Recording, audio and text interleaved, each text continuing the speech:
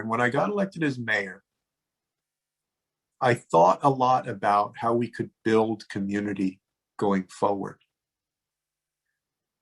And I noticed that one of the things that had been missing was that as much as the city had grown, because San Antonio had grown a lot, by the time I became mayor in 2009, we were about 1.2 million people.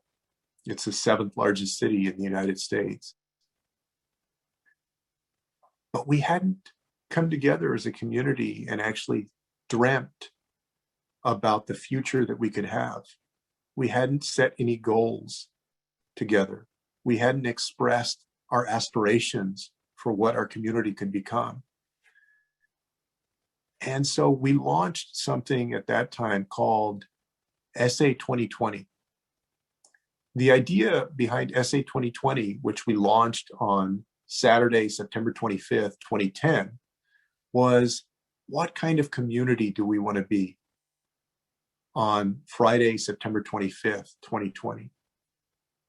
And over the course of 6 months, we had several community-wide meetings that thousands of San Antonians from every corner of the city participated in, with the idea of setting concrete goals that we could pursue across the spectrum of policy, from housing to education, to economic development, to environmental concerns, to quality of life concerns like parks and recreation.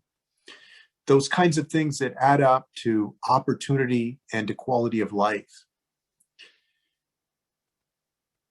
At the end of that, we produced a document that was straightforward but also powerful, that expressed the aspirations of those thousands of San Antonians who lent their voice to dreaming up this vision for our community's future, with very precise goals that we wanted to increase the graduation rate in our high schools by this much, and we wanted to increase the college going rate by this much, and we wanted to create this many more housing units in our community.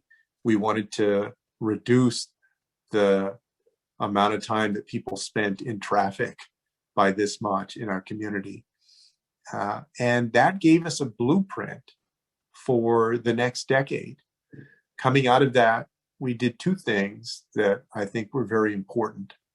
First was that we created an organization, a nonprofit, to take that and to run with it and to work in a cooperative way with public institutions, the private sector, and nonprofits to pursue that community vision, to help ignite it and to make it possible, and with an eye toward meeting those goals that had been set out. It also allowed us to come to the community in an earnest way to try and start filling the gaps that we saw existed in my hometown. The biggest of those was education. When we asked people in our community, what is the most pressing need?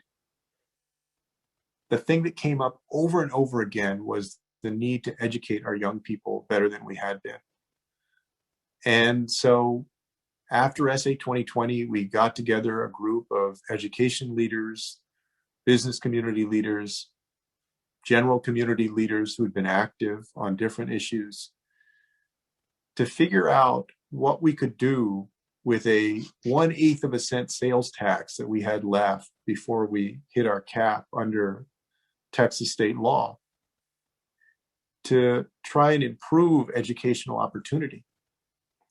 And after a lot of research and a lot of back and forth about which was the best way to go, we decided to invest that 1/8 of a cent in high quality full day pre-K, because the research was very compelling that if you have $1 to spend on education, that it's best spent early in a child's life when their brain is developing at its fastest, when you have the best chance to affect the trajectory of their education.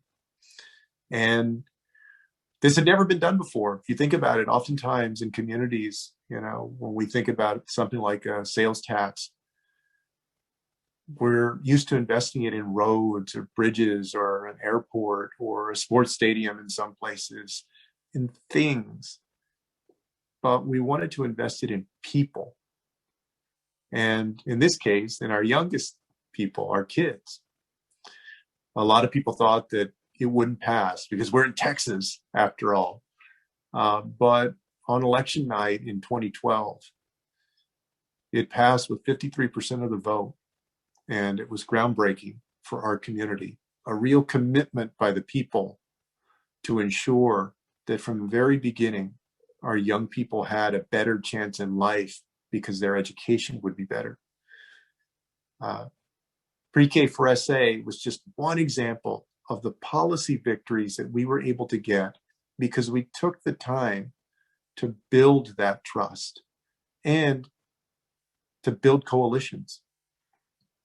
And what I learned from that whole experience, and what I think hopefully is useful to each and every one of you in your own local communities, and then as you move forward and push for the agenda that you believe Iowa needs as a state, and you make a contribution to our national conversation, because we very much have to come together as one American community to make our lives better. Maybe the first takeaway was that everybody has a role. You have to be inclusive.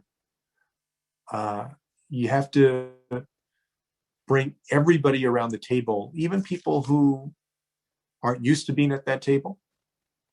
We had folks that were part of our SA 2020 steering committee.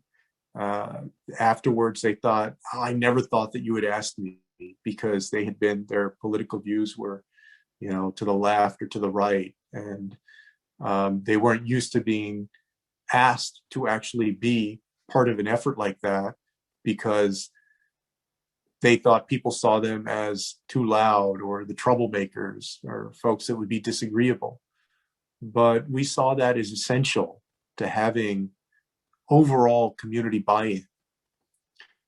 A second lesson that I saw was that leading often starts with listening and learning. One of the most important things that we can do as citizens, and I think even more especially as people who lead institutions, or especially elected officials too, is to not assume that we have all the answers, and to not always try and drive the agenda, but to understand what the true needs of a community are directly from them. One of the reasons that people had faith in SA 2020 and what came after it was that they didn't see it as just the agenda of one politician or a group of people. They saw it more as a process where the community came together and forged that vision. That was what was produced, and it built trust.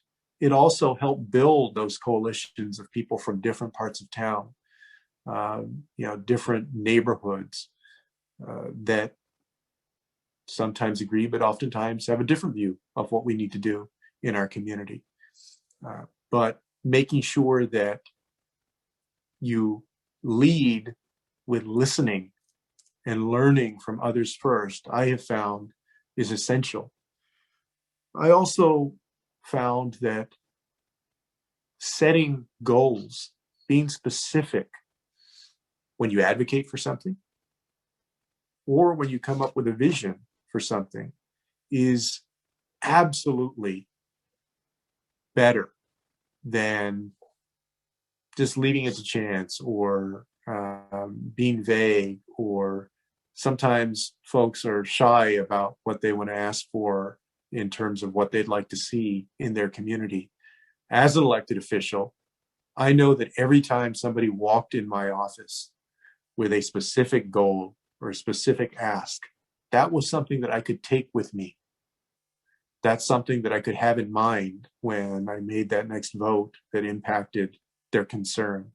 It meant more, it stuck more with me. And for our process, being specific about our goals also helped build trust. It helped build trust that we were actually aiming for something, and And this is the fourth takeaway, which is to measure progress. It helped them actually hold us accountable as to whether we were meeting the goals that we set. They weren't vague, they weren't general, they were specific, concrete goals that then we measured the progress of over the next 10 years. Over those next 10 years, the SA 2020 organization partnered up with nonprofits and businesses and public institutions throughout our community to push those goals. And on Friday, September 25th, 2020, just a few months ago, I had the pleasure of joining virtually the 10-year follow-up to that effort. It was a day that I'd looked forward to for an entire decade.